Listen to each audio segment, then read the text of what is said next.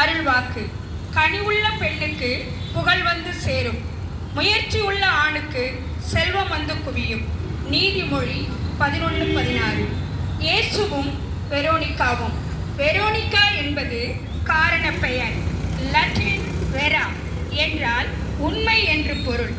Greek icon என்றால் image, சாயல் என்று பொருள். ட்ரூ இமேஜ், உண்மை சாயல். இயேசுவின் முகத்தில் உண்மை சாயலை தன் சிறு கைக்குட்டையில் பெற்றுக்கொண்டவர். யார் இந்த வெரோனிக்கா? 12 ஆண்டுகளாய் உதிரப்போக்கினால் பெரும் பாடுபட்ட பெண் ஒருவர் இயேசுவின் ஆடையை தொட்டு நலம் பெற்றார்.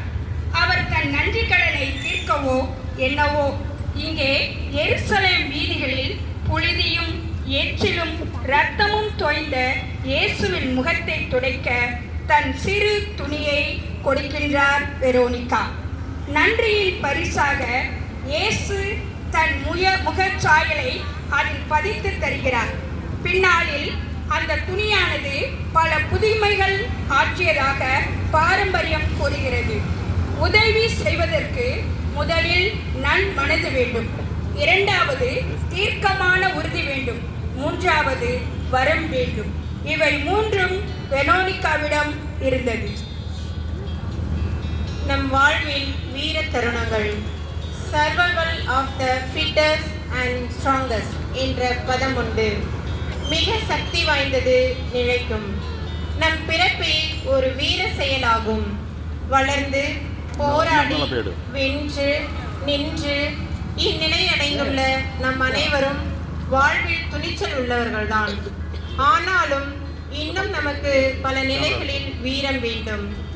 வீரர்கள் ஒரு முறைதான் சாகிறார்கள், கோழை ஒவ்வொரு நாளும் சாகிறான்.